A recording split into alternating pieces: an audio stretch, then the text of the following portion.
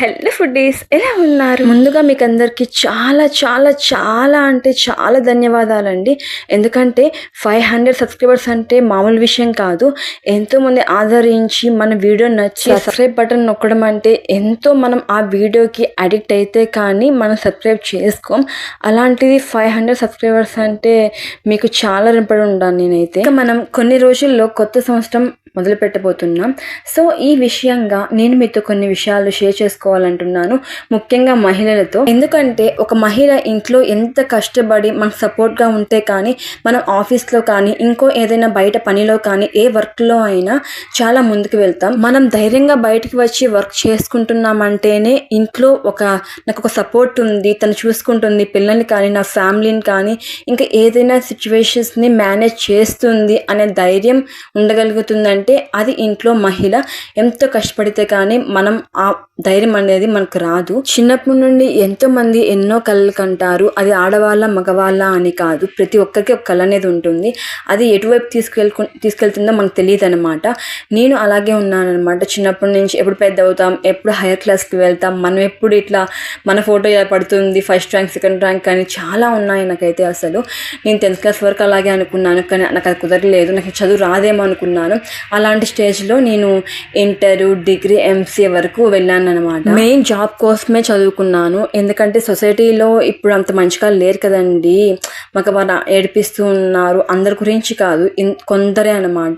మంచి వాళ్ళు చాలామందే ఉన్నారు. అందులో కొందరు ఇలా ఏడిపిస్తూ ఆ వైఫ్ని కొడుతూ మనీ ఇవ్వకుండా సతాయిస్తూ ఇలా ఉన్నారు కదా.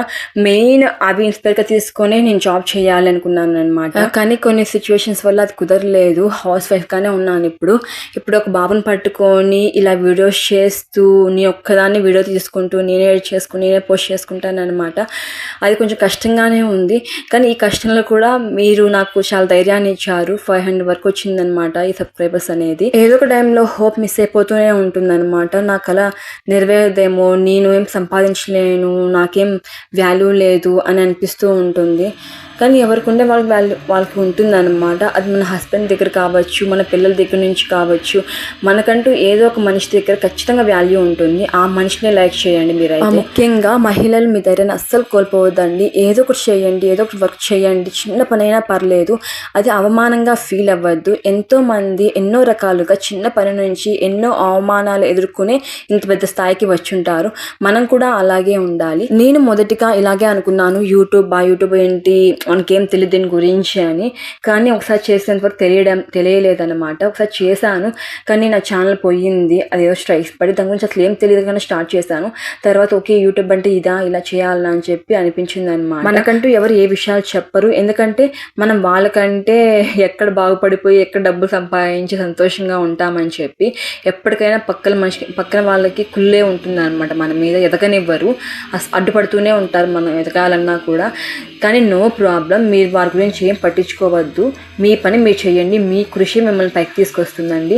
ముఖ్యంగా లేడీస్ అస్సలు బాధపడద్దు. మీ ఇంట్లో సిచ్యువేషన్స్ కానీ ఏవైతే ఉన్నాయో అవి మిమ్మల్ని బాధపెడుతూ ఉంటాయి కదా కొన్ని విషయాల్లో. అసలు మైండ్లో తీసేయండి. ఇవి నన్ను అనడం లేదని చెప్పి మైండ్లో పెట్టుకోవద్దు. ఫస్ట్ స్టార్టింగ్ నాకు అట్లే అందరూ చాలా ఎదుర్కొనే వచ్చాను. అందరూ మన గురించి ఏదో అంటూనే ఉంటారు మాటలు. అవన్నీ మనసులో పెట్టుకుంటే మనకి బాగా తప్ప ఏం మిగలదు. ఇప్పుడు మీకు చెప్తుంటే కూడా నాకు కళ్ళలో నీళ్ళు వస్తున్నాయండి. అవన్నీ మనసులో పెట్టుకోవద్దు. వాళ్ళ మాటలు అన్నీ విని మన తలకెక్కించుకుంటే వాళ్ళు బాగుపడిపోతూనే ఉంటారు అనమాట. మనం ఏడుస్తూ ఒక మూలే ఉండిపోతాం. సో మీరు ఎప్పుడు ఏడుస్తూ ఒక మూల ఉండాలనుకుంటున్నారా? అలా అయితే అస్సలు ఉండొద్దండి.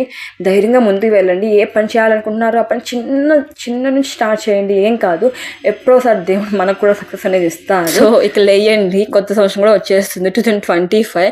లేచి మీ భర్త కోసం, మీ పిల్లల కోసం బతకండి. లేచి ఎంతో కొంత కష్టపడి కృషి చేయండి. మీరు హ్యాపీగా ఉండండి, మీ ఫ్యామిలీని హ్యాపీగా ఉంచండి.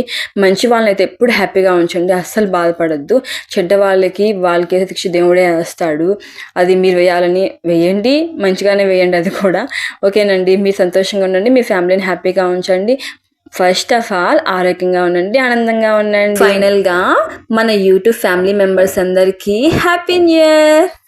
Bye bye.